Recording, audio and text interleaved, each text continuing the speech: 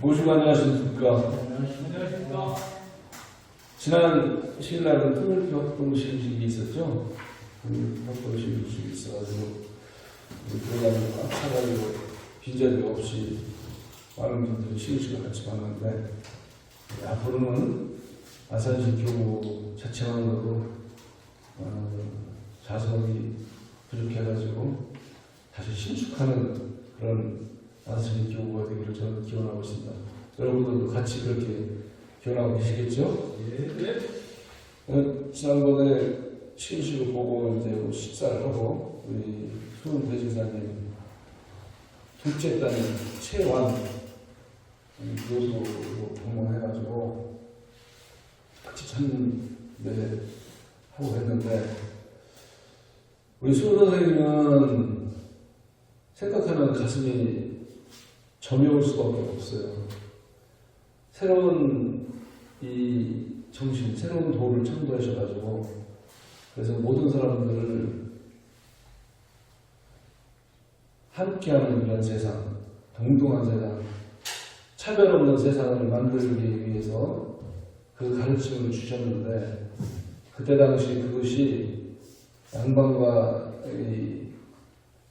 양반 사이에서 계층 사이를 허물을 일어나던 혁신적인 이 사고를 가지시고 우리 도를 피셨는데 그것이 기존 세력에 의해서 기존 사상에 의해서 받아들이지 못해가지고 좌도난정이라는 제목으로서 단전대에서 이제 목 잘리셔서 이제 순국하셨는데 환원하셨는데 안타까운 게 뭐냐면 그러고 인해서 가족이 전멸이 되고 있어요. 아들 두 분도 돌아가셨고 사모님도 그렇게 돌아가셨고 우리 수선생님의 가족관계가 아들 둘에 딸이 네 분이라고 그러더라고요. 양녀 한 명에 다섯이라고 이렇게 돼 있는데 흔적이 없어요. 전부. 지금 그 용담에 가면은 우리 수선 박시성 묘수라든지 아들씩 두 분에 대한 묘수가 실질 가묘예요. 거기 실질적으로 존재하지 않는 거고, 우리 수동 대신사님도 이제 거기 이제 태묘가 있는데, 우리가 거기에 있을 것이라고 가정하에 있는 거예요. 우리 단전대 목씩 잘려가지고 시신을 수습해서, 그때는 시신을 수습할 수가 없는데, 후학들이 시신을 수습해가지고, 거기에다가 평장으로 모셨다고 얘기가 전해지고 있어요. 그걸 갖다가 이제 세월이 흘러서 태묘를 만들었다 이렇게 하는데 실제 우리 대지사님 실제 그 시신이 거기 존재하시는지 아닌지는 우리가 명확하게 알 수 없지만은 교사에 의해서 계실 것이다 이렇게 얘기하는 거예요. 그러면 우리 수 선생님 가족의 유일한 펄스는 최완이라는 그 우리가 지난 시인식에 갔던 그 둘째 따님이 실존하는 묘수 한 분밖에 안 계신 거예요. 참 안타까운 가족사 아니에요? 새로운 그 세상을 만들기 위해서 모든 것이 다 희생됐고 그런 세월을 사실 우리 후학 가족 전체에다가 됐다라는 게 참 안타까운 사실인데 이런 것들을 새겨볼 때 그분은 정말 왜 우리한테 그러한 모든 것을 다 희생하고도 우리한테 무엇을 주셨는가 생각해보면 참 가슴이 먹먹해지고 때에 따라는 그게 감정이 북받칠 때는 마음속 흐르는 눈물을 멈출 수 없는 그런 상황이 올 때도 있습니다. 지금 이제 우리 천도교에서 시흥경전, 가로수기 경전, 우리 최마정 군독이 아주 강력하게 주장하셨는데 그게 현실로 돼가지고 이번에 수은 탄생 출세 200주년을 기념해서 천도교 경전 동경대적으로 문화묘사를 갖다가 발간했어요. 해가지고 갖다 전 교육을 나눠드렸는데 우리가 기존에 쓰던 것보다는 조금 쉽게 나와 있는데 그래도 제가 볼 때는 좀 완벽하지 않았는가 이제 이렇게 생각하고 있는데 이것을 우리 화학들이 이제 한 분 한 분 모여서 시간이 흐르면은 거의 그 수능 선생님의 생각과 동일시한 해석이 경전이 나오지 않을까 생각합니다. 한 번에 되지는 않을 것이라고 생각합니다. 경전 간행사에 대해서 이제 제가 읽어봤는데 맨 뒤에 보면은 윤석선 교수님 경전 간행사에 대해서 쓰셨습니다. 어떻게 해서 이 신경을 가를 수 있는 경전을 우리가 나오게 되어 있는가, 그리고 어떤 분들이 역할을 했는가에 대해서 설명되고 있는데, 이 동영대전과 인간조사를 제대로 이해하려면 거기에 나오는 모든 것들을 우리가 이해를 해야 돼요. 그 낱말이라든지 인용구라든지 이런 게 왜 거기에 들어간 인용이 되어 있고 그런 낱말들이 어떠한 것들, 그 시대에 어떤 것들을 의미하고 있는가를 이해해야만이 거기에 손 선생님의 생각에 가까이 접근할 수가 있는데, 이게 잘 안 되는 이유가 뭐냐면은 그때 당시로 돌아가서 거기에서 우리가 그걸 뽑아내야 되는데, 그 뒤에 것, 현재의 생각으로서 그때의 생각을 뽑아내려고 하면 뽑아내지 않고 그걸 이해가 되게 참 힘들어요.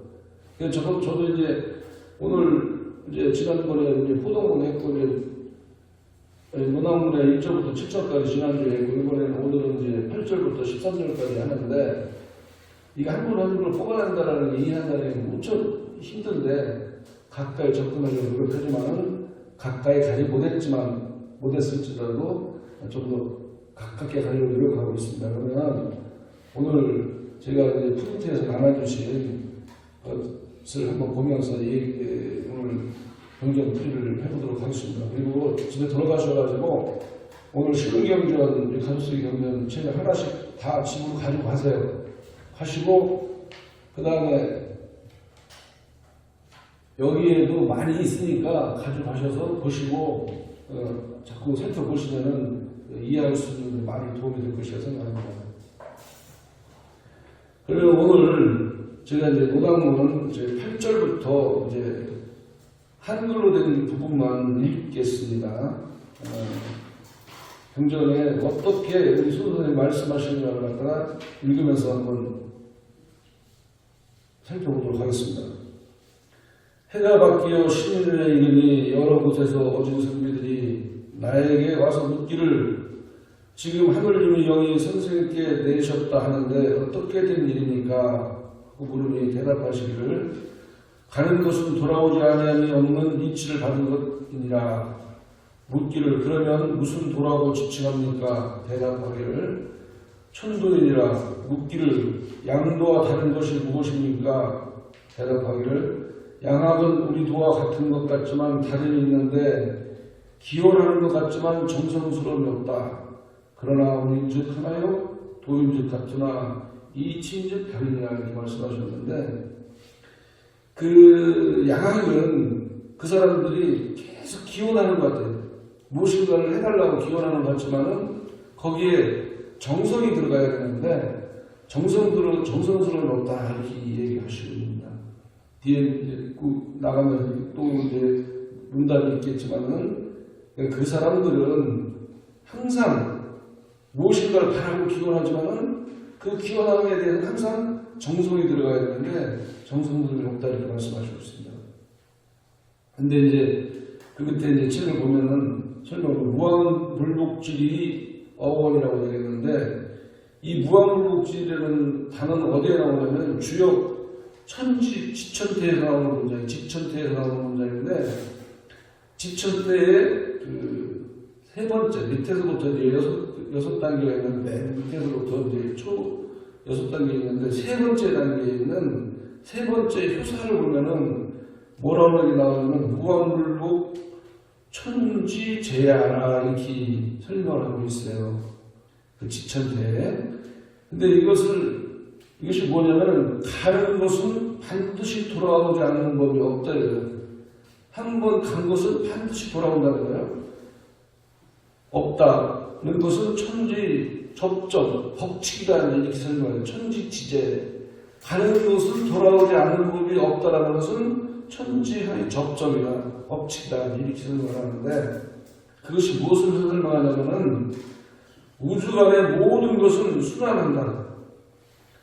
평범한 것은 평평한 것으로 기울어질 기울지 않는 것이었고, 해가 지면 달이 뜨고 달이 지면 해가 뜨고, 추위가 가면 더위가 오고 더위가 가면 추위가 오는데 이같이 순환 마무리하는 것이 복귀다.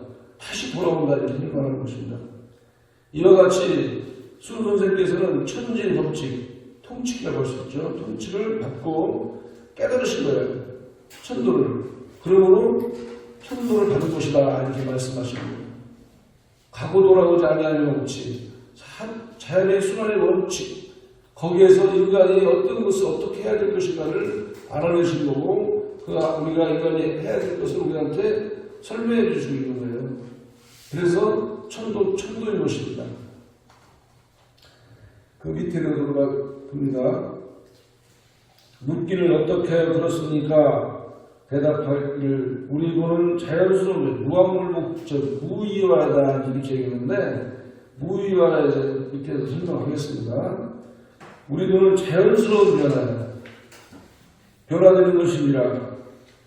하늘로부터 받은 본래의 그 마음을 지키고 그 기운을 바르게 하고 그 성품을 따르고 그 가르침을 받으면 자연한 가운데서 변화가 일어나는 것이니라. 서양 사람은 말에 차별이 없고 글에 순서가 없으며 굽신거리지만 하늘을 위하는 생각이 없고 오직 자신의 몸만을 생각하며 기원할 뿐이다 이렇게 말씀하십니다. 몸에는 기운 변화의 신령스러움이 없고 학에는 하늘의 가르침이 없다. 모양이 있지만 자취가 없고 생각하는 것 같지만 주문이 없어. 돈은 허무한 데 가깝고 학은 하늘의 가르침이 없으니 어떻게 다름을 느끼는 거예요. 동학과 서학은 이렇게 다름이 있다는 것이에요. 그럼 뭐냐면 우리 수선생님이 우리한테 요구하는 거냐면, 제가 항상 말씀드리듯이 나의 변화의 변화, 본래의 성품을 회복하는 것, 회복하는 것, 그리고 나의 변화예요. 다른 것이 아니에요. 제가 왜 항상 얘기하냐면, 우리가 천도 동학을 하면서 우리가 해야 할 일은 뭐냐면 나를 변화시켜야 되는 거예요. 나를 변화시키지 않고서는 우리가 학문을 하는 데에서 참된 깨달음이라고 말할 수가 없는 거예요.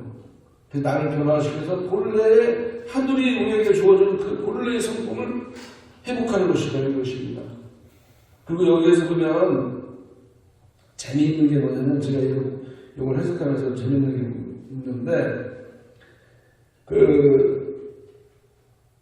여기 글에는 말에는 차별이 없고 글에는 순서가 없으며 굽신거리지만 하늘을 위하는 생각이 없고 자신의 몸만을 생각하며 이렇게 얘기했는데, 이게 뭐냐면 이 돈무 우리 천주지 다 이렇게 얘기했는데, 돈은 조아리는 거거든요. 계속 이렇게 조아리는 거거든요. 그러니까 우리 수도선생님이 정확하게 본 거예요. 그리고 기독교에 가서 많이 했지 않았지만 그 사람들은 항상 기도할 때 이렇게 하잖아요. 기도할 때 이렇게 하면서 조아린다고 이렇게. 근데 여기서는 굽신거린다 이렇게 저는 해석을 했어요. 그분들은 굽신거리면서 계속 기도를 하지만은 실질적으로 그것이 하늘을 위하는 생각이 없고, 하늘을 위하는 생각이 없고 오직 자신의 몸만을 갖다가 살기를 기원한다 이렇게 표현을 하시는 거예요. 이건 뭐냐면 실질적인 나의 변화를 통하는 것을, 변화를 통해서 새로운 진리를 터득하는 게 목적이 있는 것이 아니라 자기 몸만을 위한다 이렇게 설명하고 계시는 거예요. 그러니까 우리는 항상 나의 변화를 통해서 참된 진리를 터득하도록 노력해야 된다 이렇게 하면서 뭐라고 하셨냐면, 주문이 없다고 했는데, 그러면 뒤에 이제 주문이 나오는데, 설명이 나오는데, 내가 왜 주문을 만들었는가에 대해서 이제 설명하기 위한 한 단계를 갖다 이렇게 설명하시는 거예요. 경전을 살펴보면 참 신기해. 이분의 생각이 얼마나 참 기쁘신가를 새삼 느끼게 된다고요. 처음에 첫 문장을 표현하면서 글을 이렇게 쭉 풀어가면서 그 순서에 의해서 당신의 생각을 다 이렇게 적어놓으신 거예요. 하지만 우리가 경전을 살피지 않기 때문에 그분의 생각에 들어가지 못하기 때문에 깨달음이 적은 거라고. 그 단계적으로 이렇게 나오면서 나는 무엇을 설명하고 무엇을 설명하게 된다. 그러니까 이런 것들은 너희들은 나는 이렇게 생각하니 우리 후학들은 잘 내 말을 잘 들어가지고 참된 깨달음을 갖고 참된 변화를 느껴라 이렇게 가르치고 계시는 겁니다. 그러니까 진정한 주문이 이제 있기 때문에 이 사람들은 주문이 없다. 이게 내가 주문을 무엇인가에 대해 설명하겠다라고 미리 말씀하고 계신 거예요.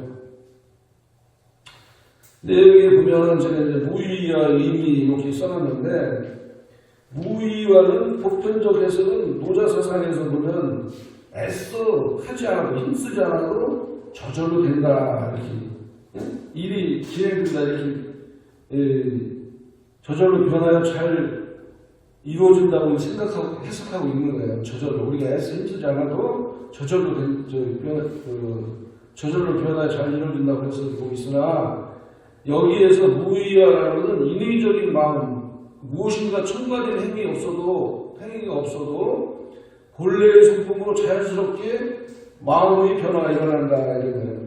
무의와라는 단어가 몇 구절 나와요. 우리가 보면은. 근데 여기에서 무의와라는 것은 뭐냐면, 내가 어떤 것을 인위적으로 무엇을 첨가해서 무엇을 노력해서 그것을 변화시킨다는 게 아니라 하늘의 마음을 잘 따르고 그것을 갖다 우리가 실천하면은 우리 변화가 자연스럽게 변화된다는 거예요. 자연스럽게 변화돼서 본래의 성품으로 돌아갈 수 있다는 것을 말씀하시고, 그렇게 저는 보고 있어요. 무의화가. 그러니까 그것이 무의화를 갖다가 아주 굉장히 신비스러운 단어다 이렇게 보기보다는 자연스러운 변화를 우리가 볼 수 있다라고 저는 봅니다. 그 밑에 또 봅니다. 묻기를 도와갔다고 말하면 서학이라 부릅니까? 대답하기를 그렇지 아니하라. 내 또한 동에서 태어나서 동에서 살았으니 돈은 비록 천돈이나 하긴즉 동학이니라. 하물며 땅이 동서로 나뉘었는데 서를 어찌 동이라 말하며 동을 어찌 수라 말하겠는가. 공자는 노나라에 나시어 추나라에 돌을 폈기 때문에 추나라와 노나라의 풍속이 가르침이 이 세상에 전하는 것이며, 우리 돈은 이곳에서 받아서 이곳에서 폈는데 어찌 서원장 크겠는가 이렇게 말씀하시고 있는 것입니다. 내가 동에서 나서 동에서 받았는데 어떻게 서학이라고 얘기하는데 서학과는 다르다. 그렇기 때문에 동학이다 이렇게 말씀하셨는데, 그 밑에 이제 추루집통이라는 이렇게 써놨는데, 이제 추루집통은 뭐냐면은, 공자님은 노나라에서 태어나셨고 맹자님은 추나라에서 태어나셨어요. 그래서 추루집통이라는 것은 공자와 맹자의 그 가르침이라는 것을 이야기하고 계신 거예요. 그러니까 공자와 그 맹자인데, 공자가 이제 돌을 폈지만은 맹자가 그것을 잘 유학을 펼쳤기 때문에 이 세상에 알려진 그런 계기가 되듯이 추루집통이란 공자와 맹자님의 그러한 사상이 추나라와 노나라로서 또 태어나신 것이다. 이제 그래서 그분들이 펼쳤다 해서 추루집통이라는 단어가 있는 거예요.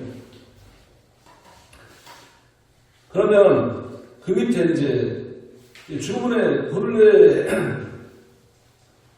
해석으로 들어가는데, 우리가 주문의 해석을 저는 지금까지 해석해놓은 거에보다 조금 다르게 해석하고 있어요. 근데 주문의 의미를 잘 알아야만이 우리가 동학을 하고 천도교를 하는데 우리가 제대로 할 수가 있지, 이 주문의 의미를 잘 모르면은, 왜냐면 매일 수도 없이 주문을 하잖아요. 지금 내가 신천도 좋아하잖아요. 무색을 강사지 기도할 때나 뭐 할 때나 계속 주문을 하는데, 근데 그건데 뭐를 외우는 거야? 지금 하늘을 외우는 글이라고 했고, 그것을 외움으로써 내가 어떠한 변화, 맹세하는 하나님한테 우연해서 또 내가 스스로 맹세하는 거예요. 나는 어떻게 하겠습니다. 이렇게 나를 변화시키겠습니다. 나는 이런 것을 받아들이겠습니다라는 맹세인데 그 맹세의 의미를 제대로 알아야지. 맹세의 의미를 제대로 모르고서 주문을 외우면 그것이 제대로 되겠습니까? 제대로 되지 않을 것이다 생각하고 이거에 대해서 제가 일전에 한번 주문의 의미에 대해서 이제 설명을 해드린 영상이 있는데 집에 가셔서 한번 블로그에 들어가시면 그걸 찾아보시면 볼 수가 있어요. 그리고 거기에 대한 글도 다 이렇게 설명되어 있으니까 제가 완벽하지 못하지만 저 나름대로 근접할 어느 정도 근접되어 가 있다라고 생각하는데 한번 더 살펴보시기 바랍니다. 그래서 자세한 것은 지난번에 제가 주문의 의미에서 설명해 주신 것을 자세한 의미를 보시면 되는 것이고 오늘은 간략하게 주문의 뜻을 설명해 드리겠습니다. 주문은 묻기를 주문의 뜻은 무엇입니까? 대답하기를 지극히 하늘을 위하는 글로써 비는 것이라고 말하며 지금 글에도 있고 옛 글에도 있는 것이니라 이렇게 말씀하셨습니다. 묻기를 강경의 글은 어떻게 해야 그렇게 됩니까? 라고 물으니까 대답하기를 지라는 것은 극과 같이 완전히 도달한다는 것이다. 이게 그건지 의지라는 언이라는 것은 뭐뭐 같다 이런 뜻이에요. 극과 같이 극과 같은 지가 지에 이른다. 지다에 극과 같은 지다에 지인데 이 지라는 것을 지극하다라고 해석을 하는데 지극하다는 해석도 있지만은 도달한다는 의미로 저는 봅니다. 어디에 도달한다? 하늘님의 기운에 도달한다 이렇게 보는 거예요. 그러니까 지라는 것은 극과 같이 완전히 하늘님 기운에 도달한다. 그러니까 하늘님 기운과 내가 기운이 하나가 된다라는 그런 의미로 저는 보고 있어요. 그래서 우리가 이제 지기를 갖다가 이 천도교에서는 뭐 하늘님 상제, 뭐 절대자 이런 의미로서 자꾸 보는데 지기라는 것은 단어를 저는 어떻게 보냐면은 하늘님과 내가 하나 된 상태, 떨어져 있는 게 아닌 하나 된 상태를 지기라고 봅니다. 하늘님과 내가, 하늘님과 내가, 천지와 내가 하나 된 상태, 그것을 지기라 저는 지기를 그렇게 보고 있습니다. 그 밑에 보면 기라는 것은 비어있는 것처럼 잠겨있어 눈으로 보이지 않으나 모든 곳에 가득 차 있으며 일에 간섭하지 않으니 없고 일에 명령하지 않으니 없으나 그러나 형상이 있는 것 같지만 모양의 형태로 표현하기 어렵고 들리는 듯하지만 보기 어려우니 이건 역시 원래 섞여있는 우주 자연의 한 기운이다 이렇게 봅니다. 이 기라는 것은 우리가 눈으로 보여지질 않아요. 허령이라고 했죠. 제가 먼저도 얘기했지만은 이 허령은 우리가 눈에 보여지는 그 잠겨있기 때문에 눈으로 나타나지는 않는 거라고요. 비어있는 것 같은 영이라고 해요. 그렇지만 이것이 활동하지 않기 때문에 우리가 잘 비어있어서 잠겨있어서 보여지지 않는 거예요. 그렇지만 창창하다 얘기했잖아요. 비어있는 듯 잠겨있어서 우리가 눈에 보이지 않지만 창창한 가득 차 있는 거예요. 우주 기운에. 활용 창창이라는 게 그거예요. 잠겨있어서 보여지지 않지만은 그것이 이 우주 전체 이 세상에 가득 차 있다 이거예요. 그래서 활용 창창이라는 게 말씀하시는 거예요. 그래서 이것이 무사불소 일에 간섭하지 아니하면 없고 일에 명령하지 아니하면 없는 거예요. 그렇지만은 이것을 우리가 형상이 있는 것 같지만은 모양의 형태로 볼 수가 없고 이건 왜냐하면 잠겨있어서 나타나지 않기 때문에 그리고 이것에 대해서 작용에 의해서 무엇인가를 우리가 들리는 듯하지만은 또한 실질적으로 들을 수가 없는 것이에요. 비로소 그렇지만 이것이 뭐냐 원래 섞여있는 가득 차있는 섞여있는 하나의 기운이다 이렇게 말씀드릴 수 있습니다. 금지라는 것은 동학에 들어와 이두에 들어와 어사입도 저는 동학이라고 했습니다. 금지라는 것은 어사입도 이도 그러니까 동학에 들어와 우주자연의 기운에 접하여져 지식이 접자예요. 그 기운에 접하여졌다는 것은 뭐냐면 우주자연의 기운에 접하여졌대요. 접하여져 있음을 안다는 거예요. 그래서 직위를 여기에서 금지라는 단어를 보면은 직위라는 단어는 원래 우리가 하나로 접해져 있고 하나가 있는 상태 하나이지만은 우리가 모르고 살아요. 그렇지만 금지, 어사입도 이 도에 들어와서 직위 접자 그 기운에 우리가 접해져 있고 하나 되어 있다는 것을 안다는 얘기예요. 원래 우리는 자연과 함께 하고 있고 자연과 함께 우리가 살아가고 있지만은 모르고 사는 거예요. 그렇지만은 동학에 들어와서 결국은 그 기운과 그 자연과 함께 살고 그 기운에 의해서 우리가 같이 살아가고 있다는 것을 안다는 거예요. 어사입도 직위 접자라는 바로 그런 내용입니다. 그 다음에 어리라는 것은 청하여 핀다. 청하여 핀다는 뭐를 비냐? 대강들이. 대강이라는 곳이냐? 대강이라는 것은 기가 변화되기를 비는 건데, 나에게 내재되어 있는 기운이, 나에게 내재되어 있는 기운, 나의 내재되어 있는 정신이 변화되기를 비는 거예요. 직위금지 원리대강이라는 것은 다 그거예요. 하늘과 나는 하나인데, 하늘과 나는 통합에 들어 하나됨을 이제서 알았습니다. 그러면서 기원합니다. 원합니다. 뭐냐? 내가 변화되기를 기원합니다. 뭐로 변화되냐? 복성, 원래의 성품으로 되돌아가는 거예요. 하늘이 우리에게 주어진 본래의 성품, 내재되는 원래의 성품으로 돌아가기를 기원한다는 거예요. 직위금지 원리대강의 8글자는. 그러면 왜 제가 이렇게 해석했느냐? 뒤에 또 내려가 보면은 그것이 또 수선생님이 또 십천조조의 모습을 모아서 열세자에서 설명하시고 마지막에 또 그거에 대해 부연 설명을 딱 하고 계신데 거기에 대해서 그 설명하시는 내용을 보면은 내가 변화돼서 본래의 성품으로 복성으로 본래의 성품으로 되돌아가기를 비는 것이 8글자가 과연 설명이 그 뒤에 어떻게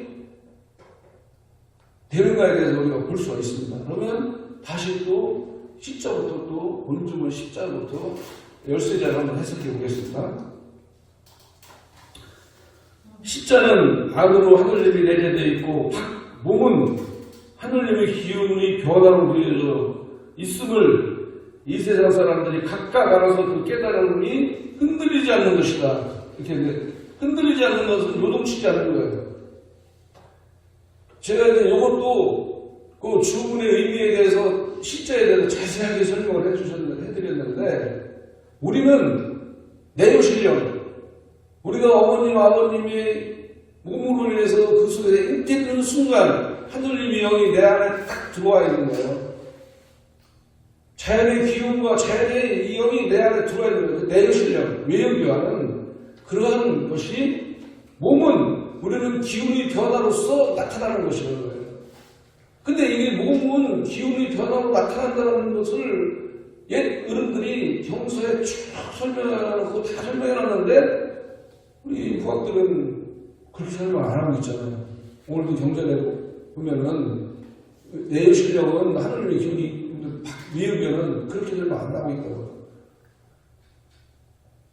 내가 존재하기 때문에 하늘님의 영이 나한테 있는 것이고 하늘님의 영이 나를 움직이고 조절하는 거예요.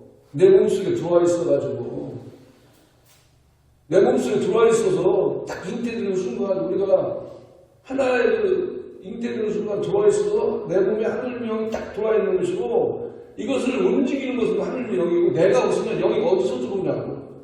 살아있는 물체가 있으니까 영이 들어오지 물체가 없는데 살아있는 어떤 사물이 없는데 영이 어디로 들어오냐고. 들어올 데가 없잖아요. 몸이 있기 때문에 몸이 영이 들어와 있고 나는 영에 의해서 내 몸은 움직여지는 거라고. 그래서 이것은 하나야 하나.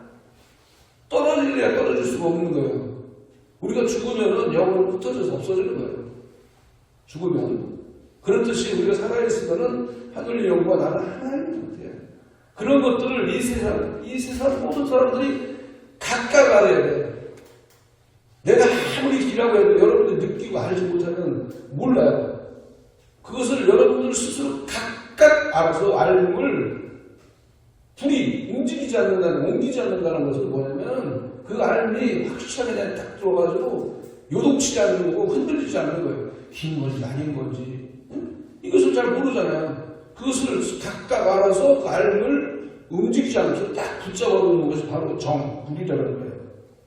그래서 이 시자의 16자 글자를 명확하게 우리가 이해하면은 내가 왜 하느님을 모시고 있는가? 하느님 여기 내 안에 왜 들어있는가? 나는 하느님의 영역으로 인해서 움직이고 그거에 대해서 내가 활동하는 것이고 라는 것을 명확히 알아볼 수 있는 것입니다. 그 다음에 주라는 것은 존경하기를 부모와 같이 섬긴다는 것이에요. 하느님을 어떻게 섬긴다? 제가 항상 말씀드리죠. 지금의 현재 부모를 생각하는 게 아니라 그 전에 우리 수도 선생님의 시대에서 부모님을 생각하는 그런 것이 극진히 모셔야 돼요. 생각한다 해야 돼요.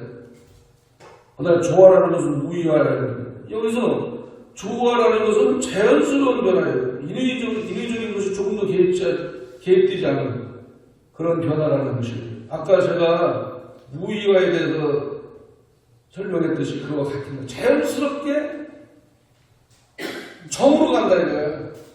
시의 의미를 알면은 시천주 조화 자연스럽게 정이 된다는 얘기예요. 정이. 그것이 정이 되는데 불의의 반대말이 정인데 정이 어떻게 되느냐? 정은 어떤 것이냐를 갖다가 여기서 설명하고 계신 겁니다. 정이라는 것은 하늘의 덕에 합기덕 하늘의 덕에 합하여진 마음이 정기심 그 마음이 흔들리지 않게 끝내. 하늘의 덕에 합해져 있는 내 마음이 흔들리지 않게 딱 된다는 거야. 시를 알면은 정이 되는 거야, 정이. 내 마음이 흔들리지 않게, 하늘의 덕에 합해져 있는 내 마음이 흔들리지 않게 된다는 거야. 그 참된 본래 마음이 정해야 된다는 거예요. 영세라는 것은